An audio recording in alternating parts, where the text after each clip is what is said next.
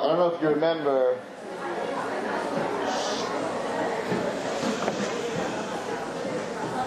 a few years ago, one of my Talmidim came to speak, a Talmud of mine from a very long time ago. He told the story. He made a tape. It was called From Tattoos to Torah.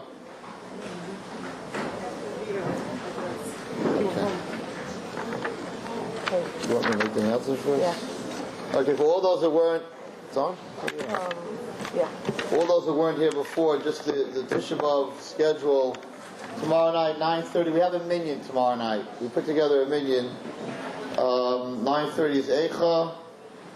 And then 10 o'clock I'm going to be speaking.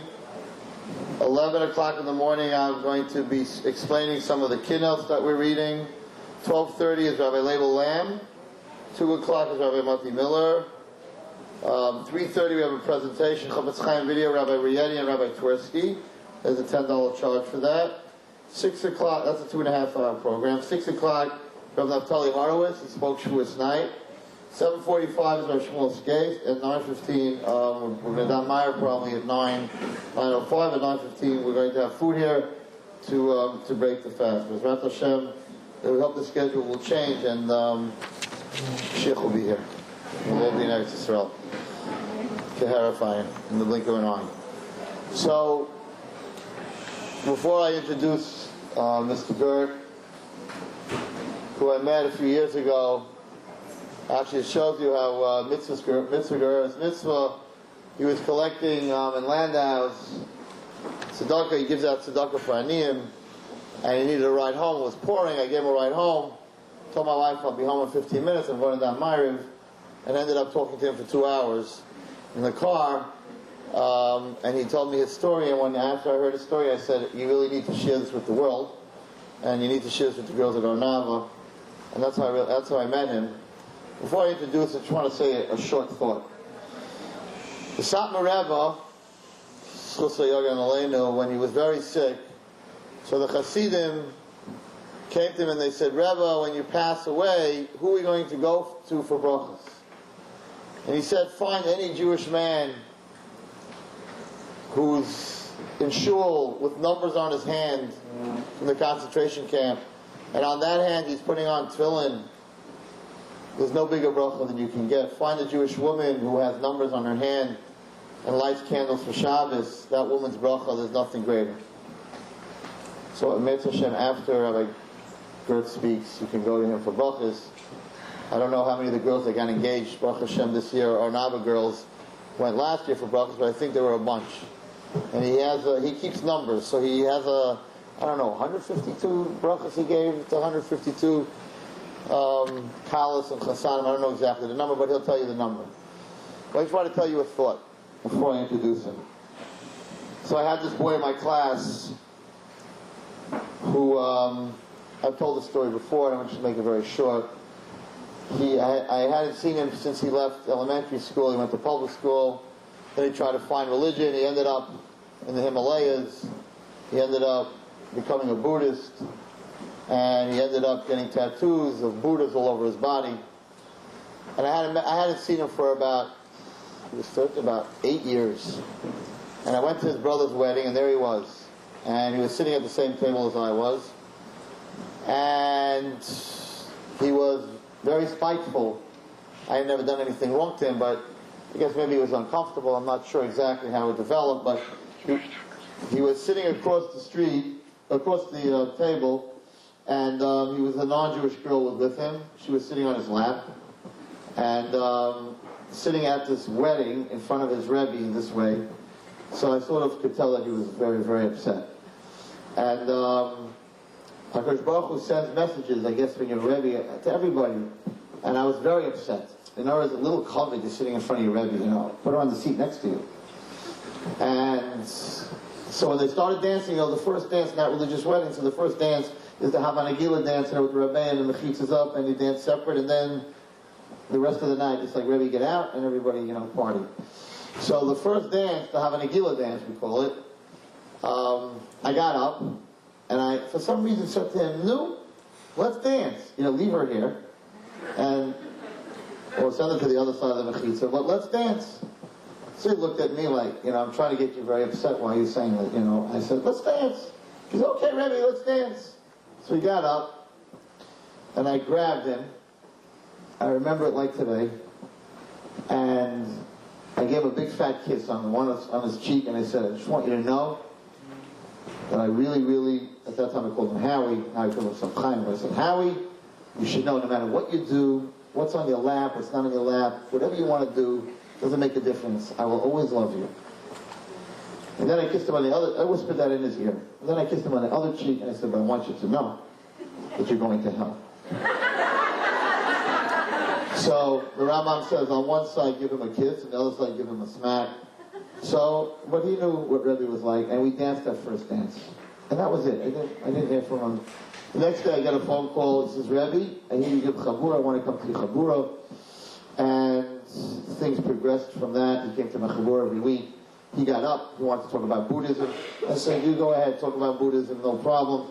And then I'll talk about, to prove to you that the little fat man that sits on the desk is not God, because he can't even lose 2 pounds. And we became very close, and he went to Eretz Yisrael, and he became from, and he began to daven and to learn and to put on tefillin. He grew a beard and he grew payas. He looked more religious than I do. And it was time for shidduchim. I'll never forget this story. And he called me up and he said, Rabbi, I'm not going to find the shidduch in Eretz Yisrael. Who's going to marry a boy with tattoos? And when I come back to America, maybe in America they'll understand a little bit more, that I have tattoos. And a week, like 2 weeks or 3 weeks before he left, his Rosh Hashiva read him a shidduch, a girl. He called me up, he said, Rabbi, should I go out with her? Shouldn't I go out? I said, listen, you're leaving Eretz Yisrael in 3 weeks. You know what? You never know. Maybe it's been a Shemayim, maybe it's the right one. You can't push it away. Go out with her. He said, but Rabbi, when do I tell her that I have tattoos? He once he became from, he used to wear sweat. His shirts were like up till here, always closed, because it went a little bit on his neck. It was always closed. He was always wearing, long, like sweaters. He had himself totally covered, that you couldn't see his tattoos. He says, but if I like her, when am I going to tell her, that I have tattoos? She was going to run for the hills. I said, don't tell her right away. Just, wait. Maybe on the 5th date. So he called me, and he says, Rabbi, I'm about to go to my 5th date. I like her. She likes me, and we're in the same wavelength. And how am I going to tell her this? I said, you have to tell her. You can't surprise her. This is something, it's not stam a tattoo, it's a tattoo of a Buddha. It's not funny, it's a Avodah Zarah on your body. Any tattoos of Avodah Zarah on your body. But anyway, so he went out with her, and you can imagine the terror. Here he is, a guy who mamash went from the Tahaim to this level that he was on. And he turned to her, and he called me up afterwards. He was mamash in Shemayim. So he's sitting across, if you can imagine, it's on his 5th date. The end of the date, it went very well. I told him, don't say at the beginning of the date, see how it goes. It went very well. So at the end of the day, he says, I have to tell you something. He says, I wasn't always what you see in front of you. And I had a mishigas, and I went to the Himalayas, and whatever it is, I did a silly thing.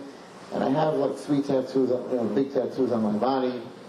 And I have to tell you, before you say anything, before you jump out of the car, that it's not stam a tattoo, it's a tattoo of a Buddha. Now this girl's father is a Rav. And this girl turned to him, and he said it here in Naava. He spoke in Naava. It was amazing. And she said to him the following words. She said, I don't see that tattoo on your guf, on your body. I see the tattoo on your neshama. And the tattoo on your neshama says Yud Kei Vav Kei, not Chas V'Shalom, any Avodah Zarah. And if you want to marry me, I have no problem. Amazing for a girl to say something like this. And they got married. Baruch Hashem, they have 2 children. He's actually running a yeshiva in Eretz Yisrael. He's an amazing, amazing, amazing person.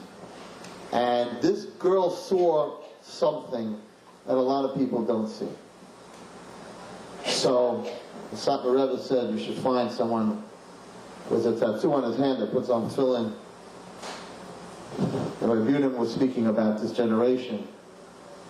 But I think that one of the things that Kodesh Baruch Hu wants us all to see in each other, to bring back his Beis HaMikdash, is not to see the chitzonius of every Jew, but to see the chitzonius means the outside, but to see the inside, to see the pnimis of every Jew. 6 million Jews died. Many, many Jews have tattoos on their hands which are numbers, which was forced on them. They went through the Holocaust to bring the generation that's sitting in front of me today to know that they have a tattoo on their neshama that has a Yud Kei Vav Kei. Mr. Gert, who's sitting here, who spoke last year, who got up this year and spoke in Or Yitzchak for the boys, his biggest pleasure, which he'll tell you, is that everything that he went through in Auschwitz and wherever he went through, his biggest pleasure is, Baruch Hashem, he has a 16-year-old grandson that made a Siyam Hashas. So they suffered, but they suffered in order for us to be the Klal Yisrael, that in every one of us, we can see in each one of us the neshama that every single Jew, it says Yud Kei Vav Kei. It says HaKadosh Baruch Hu's name of Rachamim. It is with great honor, who am I to introduce a person who went through Auschwitz? I can't even introduce someone like this.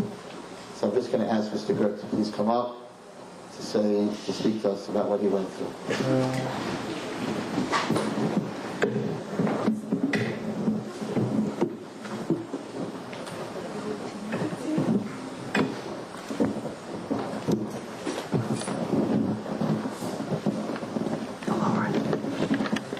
All around else.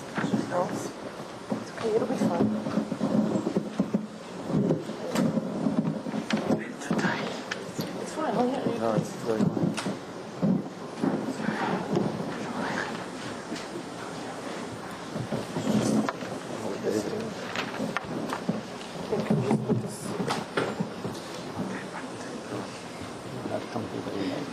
What? Okay, I'm just going to leave it over here. Okay? When we get back. Yeah. Okay, look him up.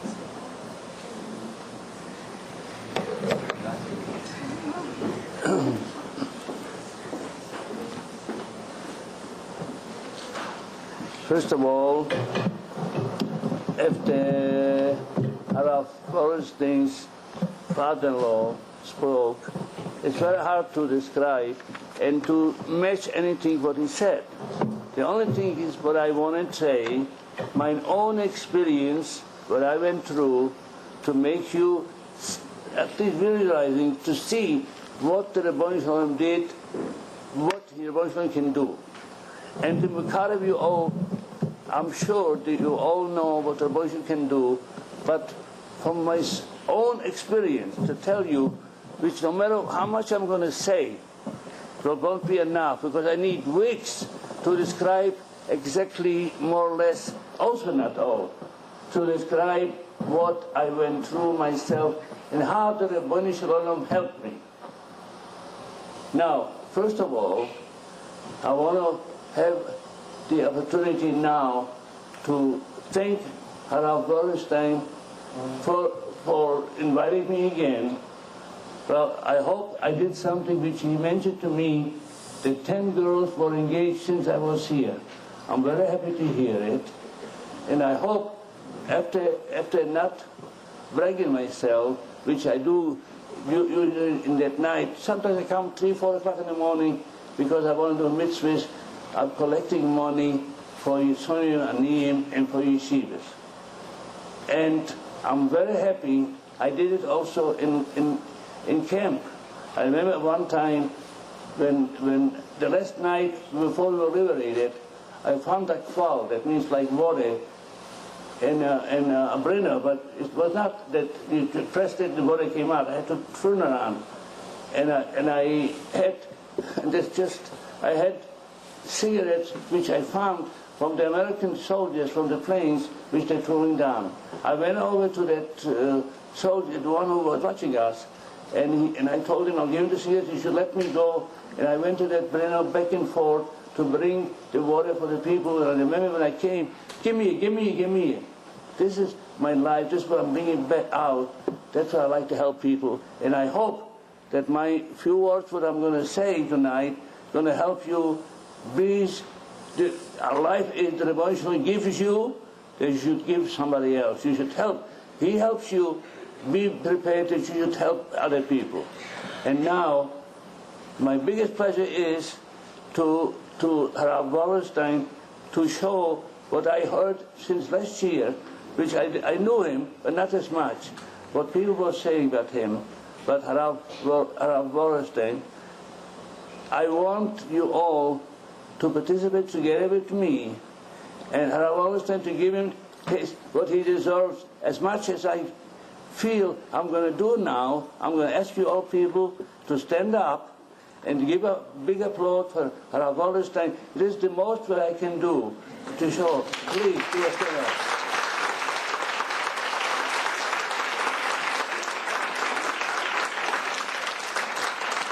Let me tell you, I go around, I'm not saying to all rabbis, they're all doing things for Klal Yisrael.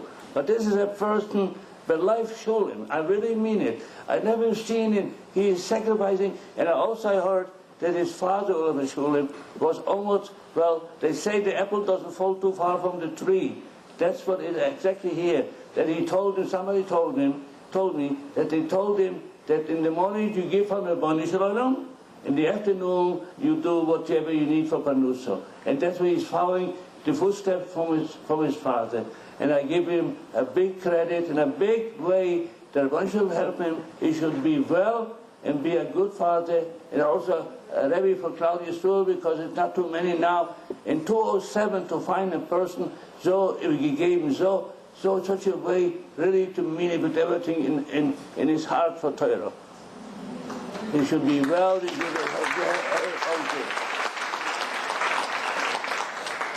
now.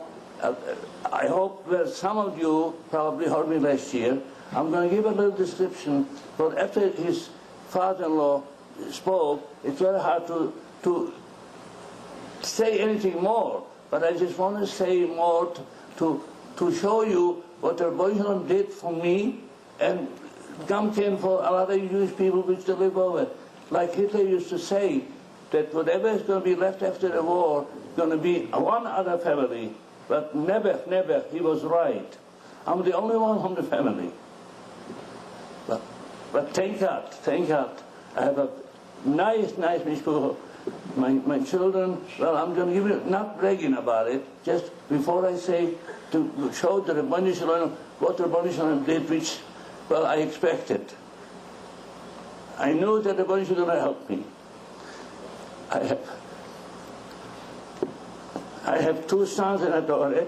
My daughter was just here. She had to go back, which Wallerstein asked me she should stay. She came me publicizing her books for children and also cookbook. And she came from Modia. They sent it her to publicize. But thank God, I have a Bli Horror. I also have one son is in Koil. I have another son in Haifa, which his son is the one who made the Simash. I have a grandson, maybe I mentioned already. He made a Simash Shas when he was 16 and a half. The Li Horror, he was almost the only one in the world. But it looks like, and I want to give you out, that whatever midat connected midat, the Rebbe Shalom pays. You show the Rebbe Shalom that you want to have a good mishpucha, the good children, they should follow the Rebbe Shalom's way, and the Rebbe Shalom will help you. There's no doubt about it. There's no doubt that I'm telling you from my own experience. Now, when the war started, I'm going to start a little bit, give you a picture, maybe some of them were here last year and some of them were not. So I'll go through a little bit what happened to me, which if I stay here for 2 weeks, 3 weeks, it won't be enough to explain you what I went through. But thank God I'm here, which I've never, whenever it went through, I never believed what I went through. It's just, like you say in Jewish, I schmeck tabik. It's only a little bit out what I'm going to tell you, what I went through and how everything is. Because everything that I'm going to tell you is a lot more. Just a touch from everything. Now, when the war started in 1939, to say the reason I was at my father's sister was because in the house was nothing to eat. My mother sent us out, each one, me, my younger brother, to have lessons how to help me to eat. I remember on September the 1st, the war started in 1939. And when I went to the streetcar, the conductor said, this is the last one, the bombs were already falling. They took Lodge, that I was born in 3 days. This was shortly before Rosh Hashanah.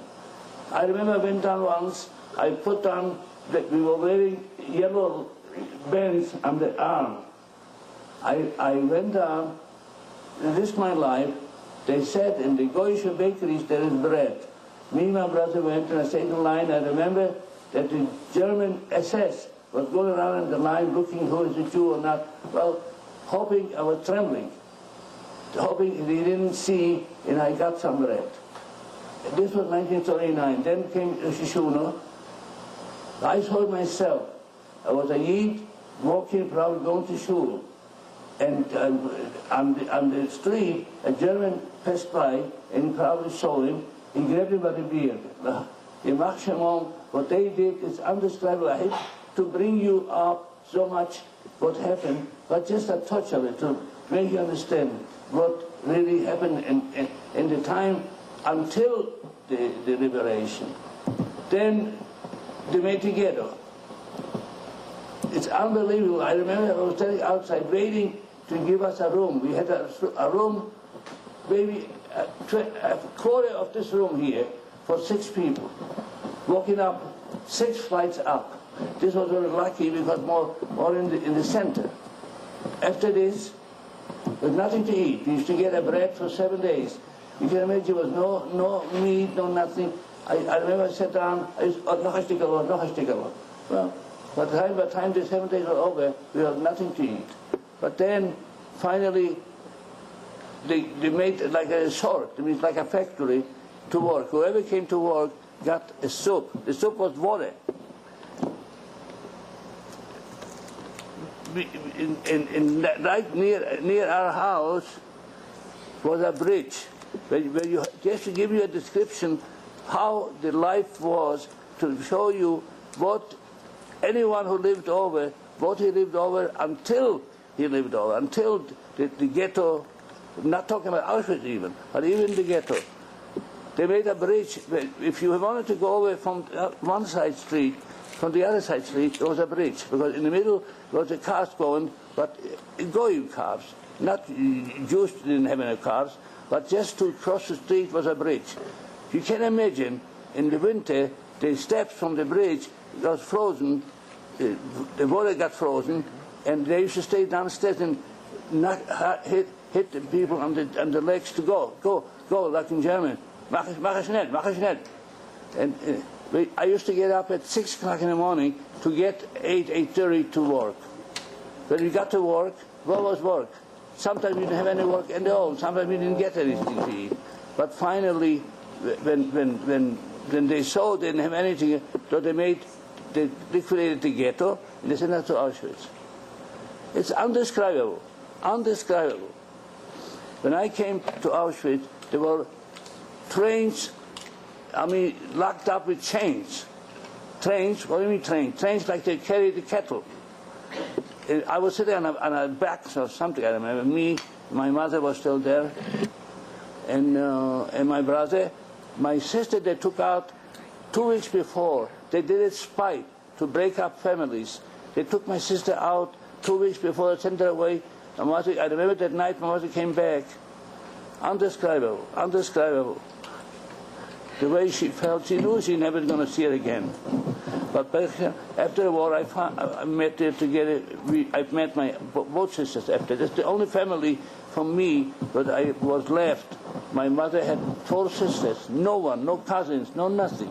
My father had a brother very off. He was for Poland was very off. He had his own house and so. Nothing. He had a son but the same name from the same side probably, and the same name for me. Nothing left. I looked at it and I wrote letters. I thought, because he had a daughter at that time already, 22. She should be alive. Nothing is left. What I'm thinking is that probably they were massed, probably going to Polacks, maximum, probably massed them. They came in, took out probably the whole family, and the house, everything was left. Nothing left, nothing. I'm the only one, and with my 2 sisters left after the war. Thank God and we built a mishpucha, my and my two sisters. After this, they sent us to Auschwitz to describe. Maybe I said it last year, but whoever wasn't there, I want you to remember. I'm giving you a touch for every little thing. Until when I came to Auschwitz, it's undescribable. When I got off the train, when you ever seen the dogs running after the cattle to keep them together? Well, you don't have to visualize this. You can see it like you see it. This is the way the dogs were running, the German shepherds were running after us to keep us together. So by the time, I'm going to tell you now something, a nest, what the Rabbi Shalom did. And the reason I'm talking is to make out of you all, to bring our mishpuchas, because you are the mothers, don't forget. You are the ones who are going to bring the families. And you are the ones who are going to raise your family. Don't forget. This is what Klal Yisrael needs, what Klal Yisrael wants. And the most reason why I came here is for that reason. Please don't forget. Whatever I'm saying is I'm talking to you. And you should remember. Your husband also. But you're the one who's going to raise your family and raise him in B'derech HaYusha, B'derech the way the Rebbeinu Shalom wants. And the Rebbeinu Shalom is going to help you. Don't forget what I said. I'm telling you from my own experience. Now I'm going back, I'm putting in the things where it fits together to make you. But don't forget what I said. Please. You are our future. You are the mothers who will bring Klal Yisrael B'derech HaYusha. Don't forget this. And if you're going to show the Rebbeinu Shalom that you're going to do it, he's going to show you. He's going to show you more that you want this. This is what the Rebbeinu Shalom is going to show you. Now when I got off on the train, it's just like the kettle to run. I was running. And then my brother was standing with me. Like the men separate the boys. And the less, well, I have to say, like some people, I'm catching in things which comes together to maybe. Like people come over to me now when I go around collect money. And they come over to me and they say to me,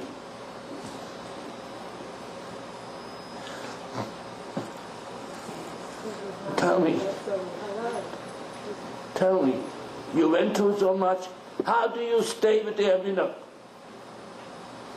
Only one more time, sir. Can you prove it to me? Why not? The Rebbeinu Shalom did, yes. There is a saying, Oil Rusha, Oil Chaynoi. But I'm not saying it Cholido. The Rebbeinu Shalom, we're going to look back 100 years ago, 1,000 years ago. Klal Yisrael always suffered, but we never took into our mind, maybe we are not doing the right things. Maybe we're doing things which is not right. The Rebbeinu Shalom is vague. He's a Rachmanis. He's a Rachmanis. He remembers us. Do you mind holding it? Do you mind holding the microphone? Yeah, I do. I'm sorry. The Rebbeinu Shalom, not okay. Good. I'll try. Thank you so much. Sorry. The Rebbeinu Shalom is about Rachmanis. When he sees that you all, that we Klal Yisrael want, he helps us. There's no doubt about it. Now, when I got off from the train, I'm pushing in things in between, but to make you feel, I'm saying from my heart, what the Rebbeinu did, after what I went through, all right, I lost everything. Especially, my father he died of starvation in 1942, but my mother,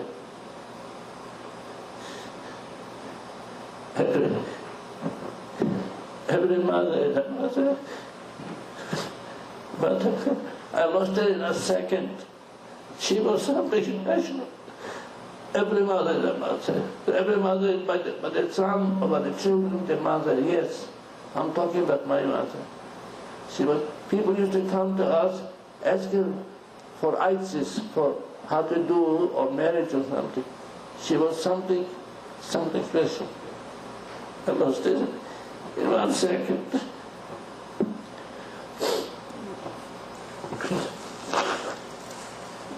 Please forgive me. My brother was with me. There was marriage separate and women separate.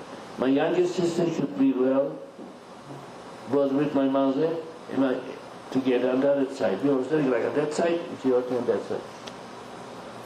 In the last minute, well, I have to say, in the last second, the lines were moving, and my brother was 2.5 years younger than me, and he was very much attached to my mother, and he jumped over to my mother, and I was alone.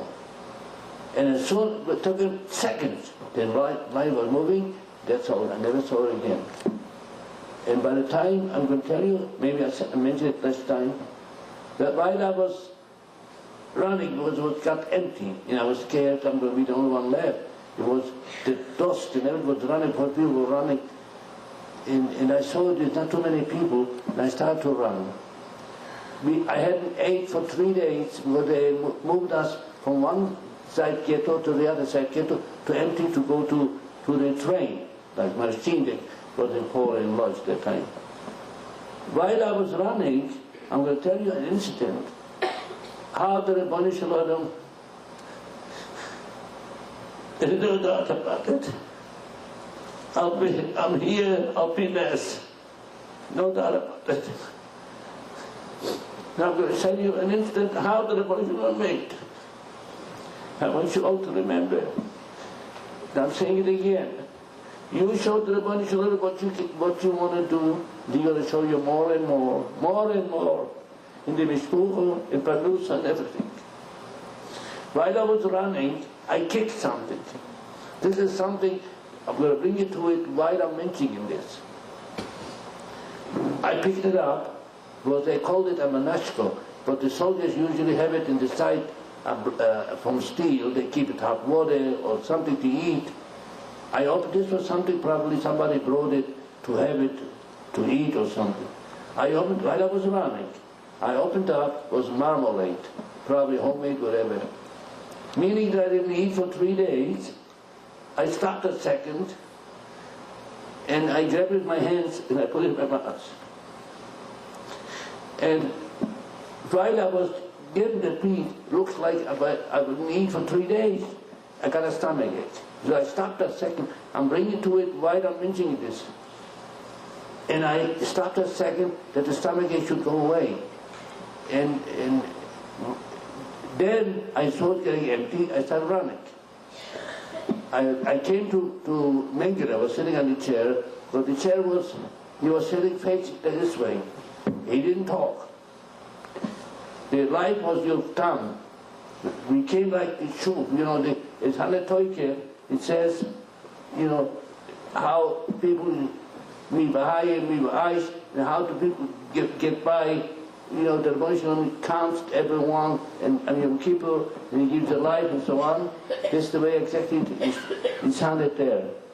When I came to my mind, because he was sitting, he didn't speak. The life was the tongue.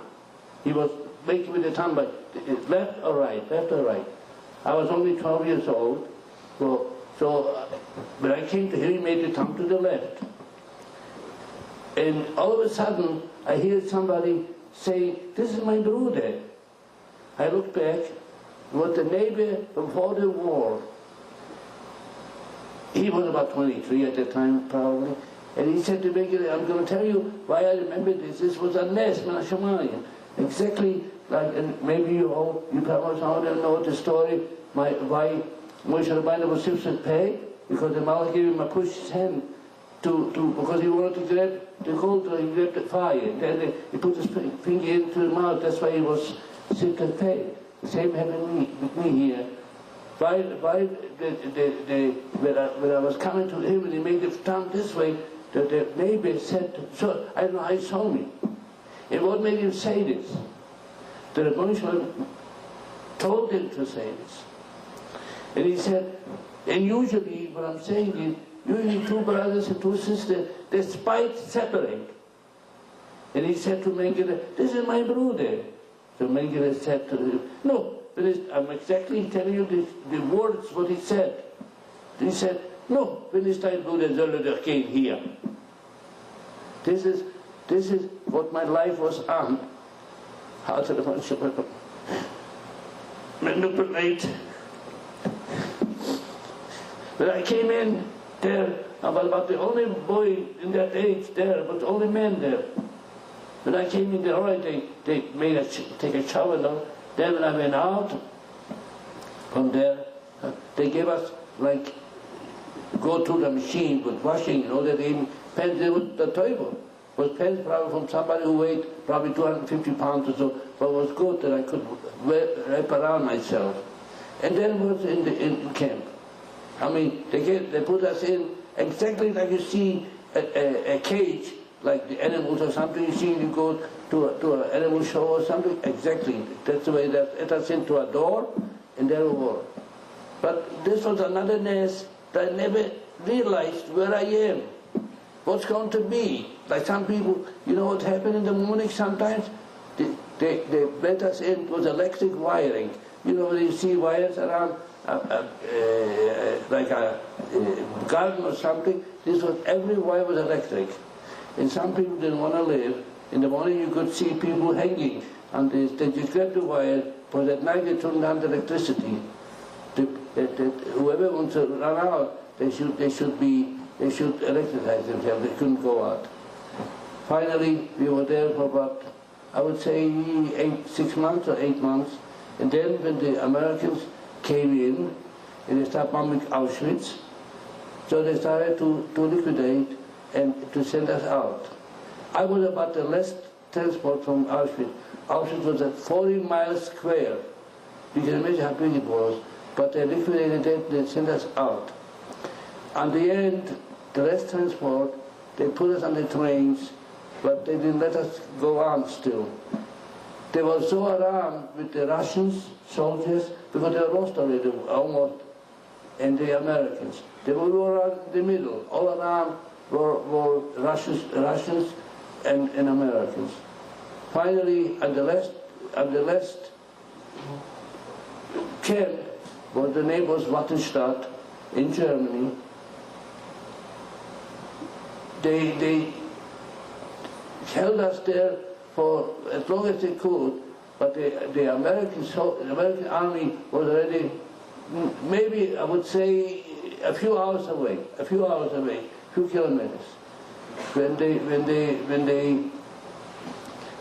liquidated each camp where we were there, this last camp, finally we saw that the soldiers, this was the camp where I found that water, which I helped the people bring the water. In the last camp, that night, well, the train came to take us further, but they didn't have no space where to take us. So they left us in the train. But the following day, they saw that the Americans and the Russians all around, the soldier, the assessment who kept us, who was watching us, he already brought civilian clothes. And knowing, because he had the radio, he knew how far away the Americans and the Russians are there. And he came, and in the morning we saw that his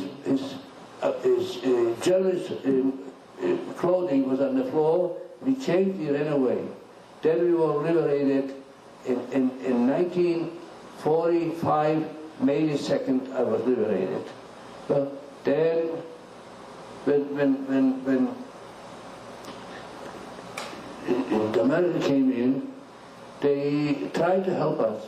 I remember when I walked out from that camp, I was on a highway, and in fact, I had a pair of shoes. One was a brown, one was a black. One shoe was all blistered my foot. I couldn't walk. So while we were starting to walk, me and another friend from camp, we walked out. A jeep came by, and he passed by, and he saw us walking. He stopped, and he said, one was a Jew. He couldn't speak Jewish too much, but I understood he said that his mother told him when he comes, he's going to meet any Jews. He'll do anything what he can. I remember he gave me a bite bread and took me to the camp, and I was there maybe a week or two, and finally we saw there's no way, so I would try to look to find some of the family.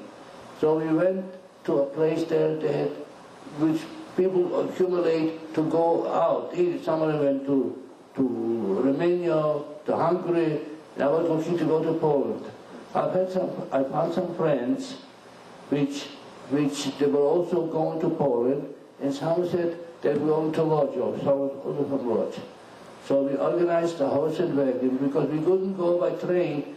The whistle, there was a water which was made. We couldn't go through. The bridge was warned. It was all with minutes.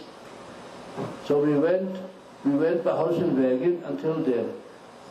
After this, we found the Polish soldiers which they were going to Lodz. So we had a horse and wagon. We gave them this. They were happy to take from us the horses. They sold it probably in Poland, and they let us travel to Lodz. When I came to Lodz, this was after the war, let's say sometimes in the end of May or June 1945, I found a friend of mine, and we were together for a month or so. Then, by going to shul for Shabbos or so, I saw papers written out, names who are lived over, who are in Germany or so. I saw my two sisters, I found, and I saw the description, the names and everything. In fact, they were not far away from me. I was maybe 12 kilometers, maybe 30 miles away, but I left to look for them. So I had to smuggle. Back to Germany. And then I found my sisters, and we went to Frankfurt. There was a DP camp starting at that time, and we went to Frankfurt. We lived there from 1945 to 1949. In 1949, I liquidated camp, and I registered to go to America. And my two sisters also, when I came to America, I can't complain. Well, except Israel, America, God bless America, there's no doubt about it. You cannot complain, you cannot say that life and even the Jew doesn't have anywhere in the world as good as, all right, there is also anti-Semitism starting or is a little bit, but as far as generally speaking, America is the best country in the world. As far as Jewish or generally, working or panuso or make a living, there's nowhere in the world that you can do what they do. I came here with $2. Thank God I worked myself up, I worked hard, and I supported my family. But Baruch Hashem, there is ways that you all can do, just like the Vilna Gaon said. The Jewish word is vilno. That means just want. The rest, the Lord is going to help you. There is more and more. I know the time is late. I would like to keep you all going. So I'd stay here. A little bit, anybody who wants anything to ask me, be more than happy to answer you and to give you brachas, and the Lord should all help you. Please be prepared that you should feel that you want to go B'derech Hayusha, and B'derech to the Rebbeinu Shalom.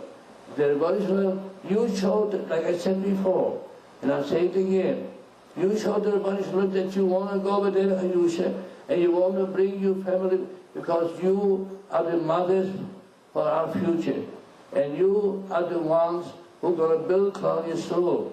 So please have in mind that the most is in your hands. And Klal Yisrael wants you, and he wants you to share the mitzvahs and everything what the Moshe wants, and the rest I promise you. At my own experience when I saw it, well, I didn't tell you, like Lawrence Day once told me when I'm going to mention it separately, but last time by the boys, he also told me I should tell you. Maybe I did last year. It happened by Kol Nidron. I was making a minyan for Kol Nidro, and I made a minyan for Mincha. This was 1944, and I tried to make a minyan for Kol Nidro, was Yom Kippur, but shortly after I came to Auschwitz, and this is really something to show you. This is, there's no other way that the Yad Hashem was in it. There's no other way, because if I tell you exactly the way it was, you imagine yourself, this was Yad Hashem. There's no other way. Why others didn't? Well, look, it's hard to say. It's hard to say. Like I said, we have to we all should be honest and like good Jews. We all are good Jews, but we should do what the Moshe wants. And by the time I try to make this, especially this occasion, I'm going to tell you, because he mentioned to me I should say it last time by the boys. By the time I finished Mincha, I had a minyan, and I wanted to make a minyan for Kol Nidro. It was about blue time. Remember, like the sky was just about time for Kol Nidro. And Mengele knew it. And he made a swear at me, nobody should go. And I was between the kids. In other words, between 12 and 16. I was about 12 and a half or something like that. And he put us into the building, not knowing. That time we didn't know. On Simchas Torah I knew. Maybe I mentioned last year, but I'm going to repeat it. Maybe someone didn't hear it. This is no doubt about it. To the police, took me out. There is no doubt about it. And while I was getting to bed, I remember I had 9 people. And somebody was coming close to me and said, Kim, met maha minyan. Anybody understand? I'll say it in English. We will make a minyan. I have 9 people, I need a 10th one. So he answered me, oh, Lomakain. He was a bit at it. Well, everybody lost families and everything. By the time I tried to get another one for the 10th to make a minyan for Kol Nidro, they were screaming everybody should go in. But all kids, like I said, between 12 and 16, I was about 12 and a half. We came in on the sky. As much as I'm going to tell you, as much as you want to visualize it, you can visualize what happened. When I came in, they brought in a table. I didn't want to mention this because it's too heartbreaking, but that just came to me. The reason to show you, you should be good. You should all be good malice and do it the Polish way, because there's nothing. Thank God to you in America, and Baruch Hashem.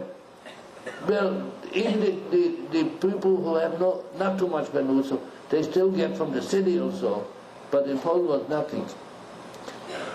While I was going in, they brought in a table, and they told us to line up. This you must hear, to show you what the Rebbeinu Shalom did.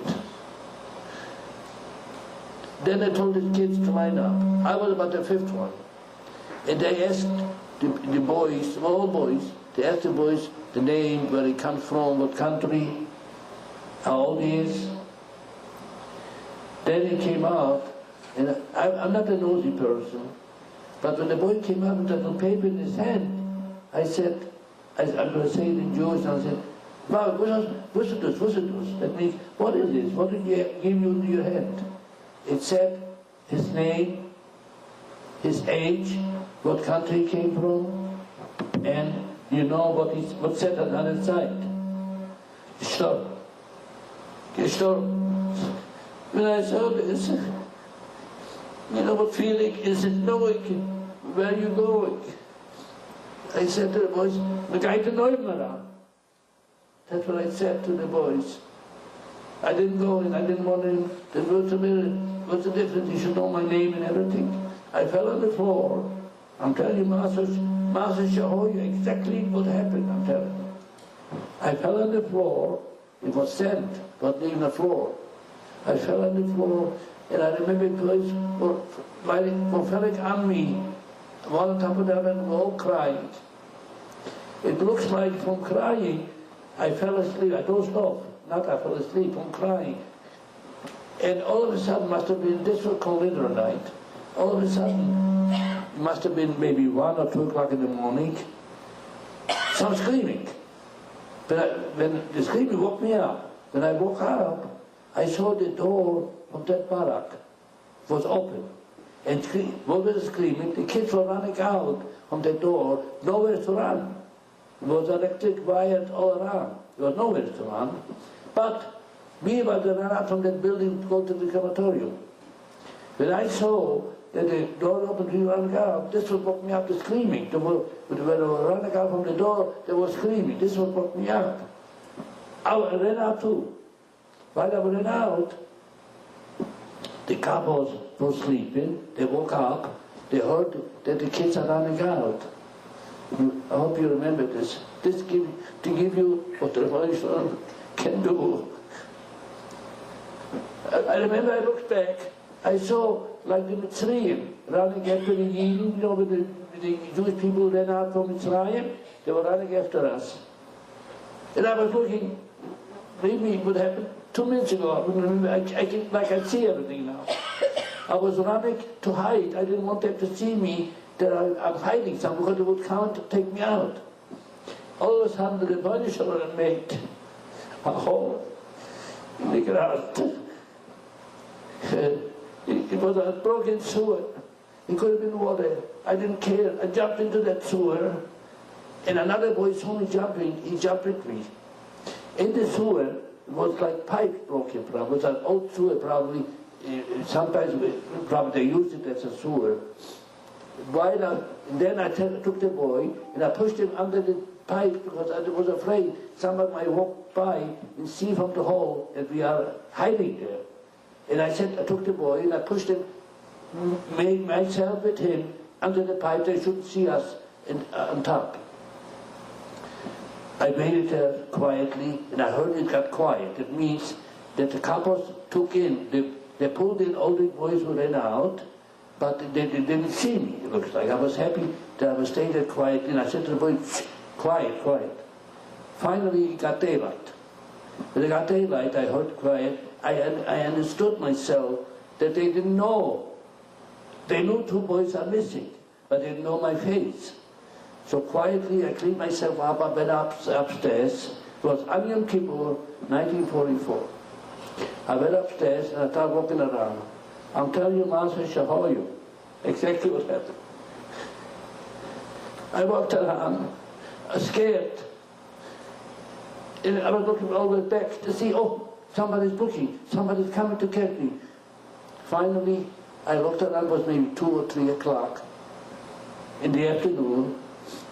Nothing. I said, at 5 o'clock, excuse me, at 5 o'clock they used to count us.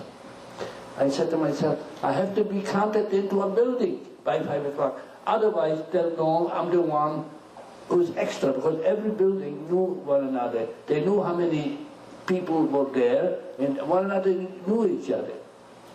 I looked around, looked around, what's going to be? It's 1 o'clock, it's 2 o'clock, it's 3 o'clock. I have to be counted by 5 o'clock, otherwise they'll know I'm the one who escaped from that building. All of a sudden, I'm telling you, Master, exactly what happened. All of a sudden, people were, probably you saw pajamas, you know, like stripes, that's what we were wearing.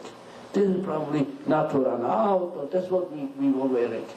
All of a sudden, I remember his face. I saw somebody, a man, oh, he must have been in the high 20s or so, and I didn't know him, but he really looked at the time, Jewish or not, and wearing a civilian suit. You know, the expression is, in Jewish you say, I'm drowned, in English, you drown, you catch a straw, you know? What can you help you in a straw when you're drowning? But this is the expression. So I said, what can I help? What can I do? I went over to him, and I started crying. I remember, I kissed his shoes. I said, help me. Then I saw he didn't understand Jewish. So I started speaking in Polish. He was a Polak, a Goy. And I said to him, help me, help me. And I told him what happened. He had some briefcase under his arm. He was probably also, took him in there as maybe he was stealing something or something, but he was more like holding the amount of the people in each barrack. And I cried to him, I said, please help me. So the Muslim gave him the Rahmanis. And he said to me, wait here, I'll come back, I'll see what I can do for you. I'm telling you exactly the words. I was afraid, it is still going, maybe it will bring somebody to take me. I was hiding in the side, watching that he's coming back. I saw him coming back. And I went over to him. He said, oh yeah, wait here. He had some protection. I was in building 23. He had protection in building 13. The couples were terrible couples, but I didn't care. I just wanted to be counted in somewhere by 5 o'clock. He went in, and he called up the block 13, and he came out to me, and he said, this was always a very short. That he didn't forget. What he cared, a Jew, like in Polish you say, a Żyd, cry for me or tell him what he cared. But the Rebbe made it. And he said to me, go to block 13, they'll take you there. Now listen about it. One nest to another nest. I walked, I remember like what happened now. I walked very slowly, thinking maybe it's aufgestellt, that means in Yiddish, maybe set up, that somebody's waiting for me to take me. I came slowly, by the time I got there, look what the Rebbe made. The cupboards were right near the door. When I came there, I was looking to see if I have the right building, and the couple saw me because they knew already, because he called it. And the couple said to me, come doch rein. You understand? Come in. When I came in, that building, somebody came out. You'll excuse me for the expression, you ladies. Somebody came out, and he couldn't walk. He was in pain. This is what the Persian did. I came up there, an hour out there. No, it's not to believe. It's not to believe what the Persian would have did for me. Please excuse me.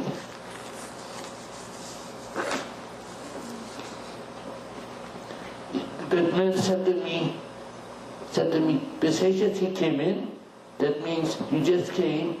I was afraid, maybe set up. He said, don't be afraid, don't be afraid. You're lucky you came now. What happened? An hour ago they castrated us all. You'll excuse me with the expression, I'm sure you know what that means. An hour before they castrated the whole building. Mengele said, anybody's going to be lived over, is not going to be, that's what he did. They're not going to be able to produce even. Or be crippled. That's what it is. And I came an hour after. The Jewish knew. Nobody knew. I had to bring such a tyrant. Liane horror. That I had to bring an article who made us see my chance. I said, didn't I have? Please forgive me. I can't. I'm just, the reason I told you that story, also, I didn't want to bring it up because it's too heartbreaking. But I'm telling you that you have to remember what the Rebbe can do. This was on Yom Kippur night. When I came in, then, this was Yom Kippur. Well, I'm on it, I'll tell you another case. On Shabbat morning, I got up and I tried to make, Shabbat night, I'll never forget. I had a Rabbi, we were laying on the floor, please forgive me. I don't mean, I just want you to be close to the Rebbe Shalom, to remember whatever you're going to do, the Rebbe is going to pay you. Bit good. And the night before, they gave us the bread, a piece of bread, and I know it's in Masoiro. I remember I stayed by they used to keep that kettles because we could see on the side where the kettles used to eat. I was standing there and my friend was saying, Menachem, come lie down, you were laying like sardines, one into the other. And he said to me, come lie down, you will never sleep. Better lay. I didn't care. I stayed by myself. I don't mean to brag, I just want you to be closer to the original. I stayed by myself at Abu Ma'arif, and I said out the rice by heart, and I made kiddush for the piece of bread, and I ate a piece of bread, and I went to sleep, I lay down. In the morning, I knew it's Simchas Torah, and I tried to make a minyan. I tried to get together a few people to make a minyan. All of a sudden, and Mengele knew all the Yom Tov hours, all of a sudden, they told us, all the boys, only the boys again, to lay outside, to line up. Undescribable. That time we knew all it. I knew what they meant, what's going to happen. And then he stayed, I remember like now, he said, out. They were, how do I know, were 367, I'll tell you, I'll try to make it as short as possible. I'll tell you how I knew the amount, how many it was. He probably took out, let's say, about 35 boys, which he took him away for good. The rest he said, outside. And I was in it. You can imagine, I was only 12 and a half years old. I couldn't walk. My feet, my legs were breaking. I was walking like this from the scaredness, knowing why I'm going into the building back. I knew it. When we came in, lucky they didn't take us that same day. They let us overnight. There was kids scraping. I'm telling you everything, Master show you. Not to tell you stories, but after that, his father-in-law spoke, there's nothing to say, but I'm just worried you with Karev sign. The reason I'm mentioning these things to Karev sign, to say and to bring up, you are mothers. Again I'm saying, please, remember that you're the one who can make Klal Yisrael what is. When I went in, not to describe, the kids were scraped, they took away the knife, we had a little knife or a spoon to eat the soup, they took away everything from us. There was nothing, there was kids, they found a piece of wood, they scraped the cement between the bricks, and they ran out. But as soon, this is lucky that they kept us overnight. As soon as I saw a kid going out, we heard a shot. A rifle, no, like from a gun or something, and they killed him. I heard, oi! I looked around, I remember there was beds, like 2, 3, one top of the other. I tried to go, then it was pulled, to hold the ceiling. I went up on it like a cat, to go to the roof. The roof, I saw kids go to the roof, jump in the roof, and they killed him. But what's the difference? What way? I figured maybe I'm going to have the chance that it's going to be that they won't catch me. I went to the room. This was on Simchas Torah. I went to the room, go to the window. I went to the roof. They didn't catch me, but I couldn't push my head through. There was glass window, the roof, right? I couldn't push my head through. Finally, the couple saw me. He slapped me, he pulled me down. That I'm going to show you what the Rosh Hashanah did. The same second, while I came down, this was on Simchas Torah. While I came down, I saw a boy looking to the door. I remember his name, Mayarovich, also from Lodge. And I said to him, this what gave me the hint to know what to do. Listen to this. I said, Mayarovich, why are you looking to the door? He said, I have a cousin, a doctor, and I told him, he was another, I don't know how he got there. It's older than Shemai.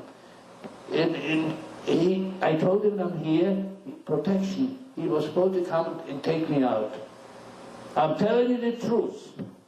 It didn't take, I don't think it took 10 seconds to show you how the revolution did to me. And a couple come from the office and screams, Mayarovich. At that time, 10 seconds before, I didn't know anything. At that time, I realized why the couple came and screamed, Mayarovich. So I realized the problem, the doctor is in the office, they sent out the couple to bring that boy. So while I knew it, I tried to go with him. Should look like that I'm his brother or whatever it is. Excuse me. While I was going to him, the couple, it was a Yid, was a Jewish couple, and he said, no, I'm just telling you exactly the words.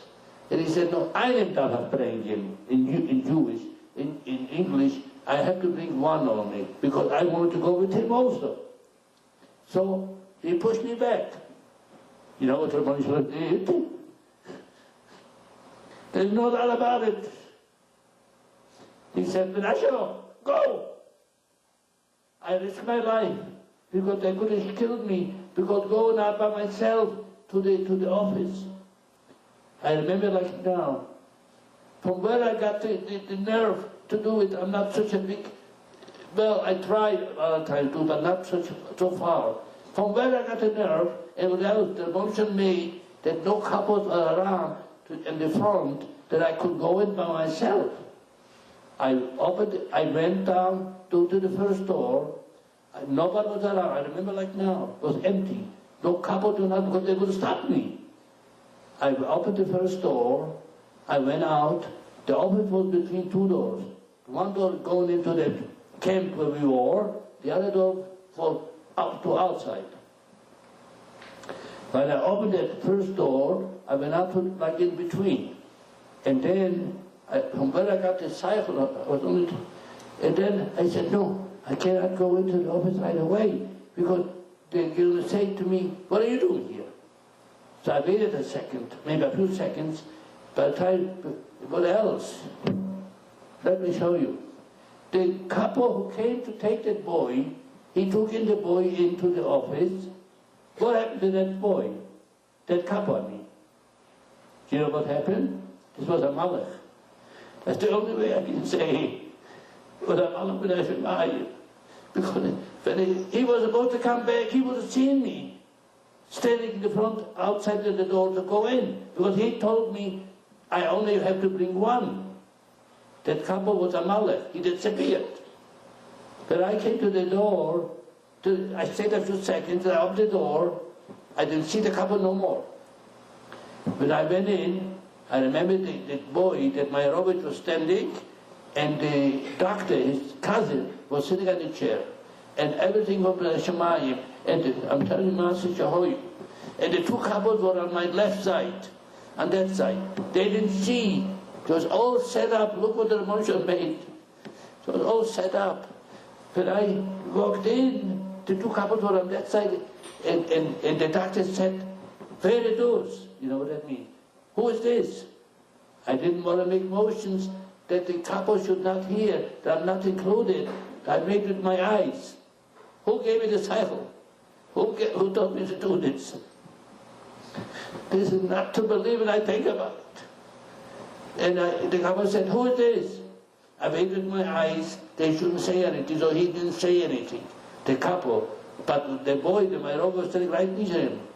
And the two couples from inside, they didn't see it, they didn't hear this.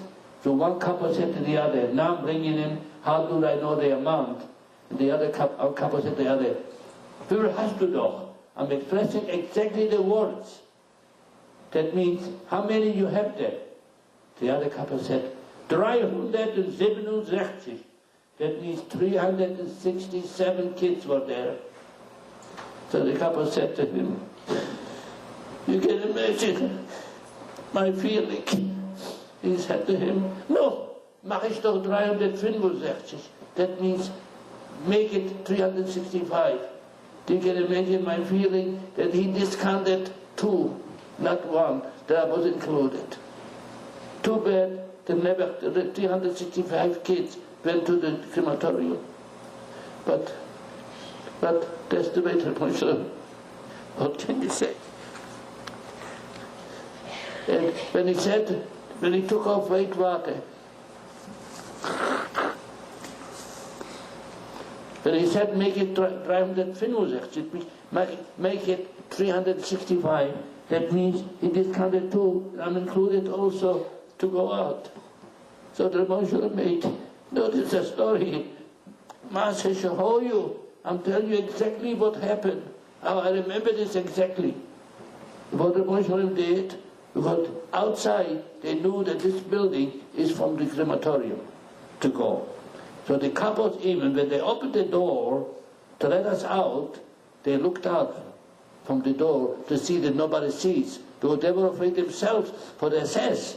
They weren't allowed to do it, but the doctor probably paid him off, or was a good friend, probably paid him off. That's what they did. So while I was going out, then the Muslim maid all of a sudden came down out of the rain.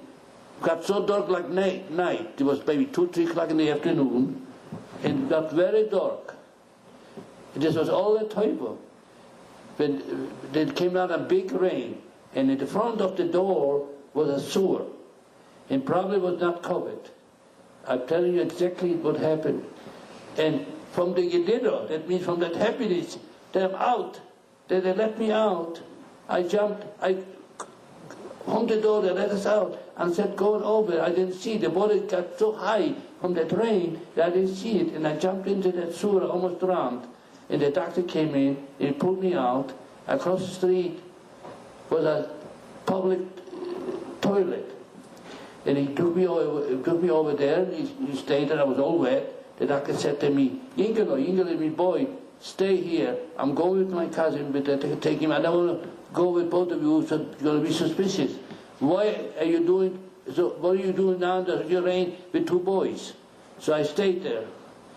I'm telling you exactly. I remember this. Oh, you can't forget this. And I stayed there by the door, wet, trembling, it was cold. And then somebody was sitting on the toilet, also from the strong guys who used to bring the transports, were coming in to Auschwitz. And I remember a heavy guy, and he saw me standing by the door. He said, Eagle, what happened? You know, I didn't want to tell him. I said, no, good, it's good. I was afraid. He said, I know what happened. If the men don't come for you, I'm going to take you. Don't worry about it. And the doctor came back. He took his cousin first to his place, then he came for me back. And he took me into his place there. Oh, to tell you another guy how I remember everything. He gave me, this was on Simchas Torah. He gave me borscht and potatoes, I think, to eat at that time. I changed my clothes, and after this I've been out.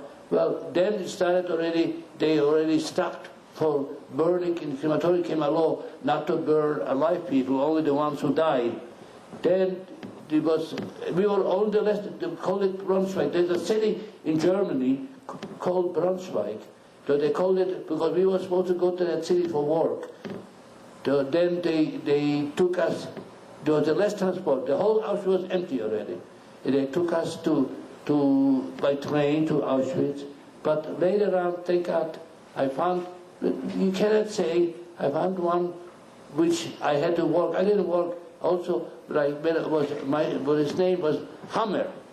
He was the block from the factory. When I told him today is Shabbat, he said, go in, you don't have to work today. Just all in the Shemayim. And in fact, I found out after the war where he lives. He once been home 26 miles by bike to bring me something to eat before I left that camp. There was exception. There was some, but very few. We had some Germans also, but.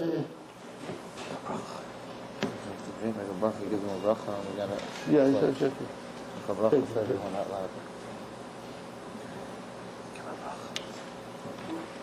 So after this, thank God, we left that camp, and then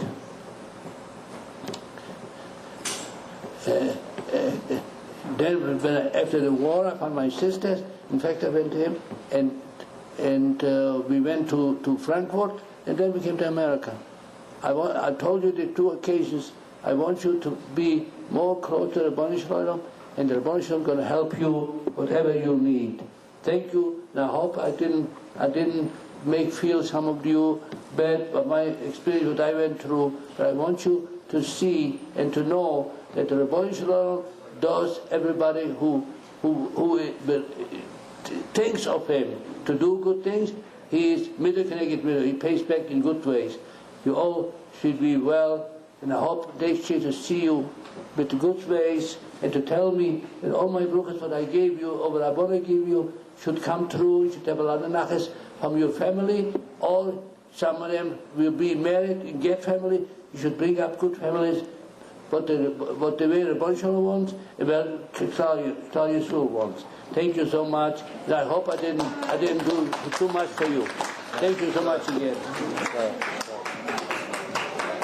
This I don't want to say.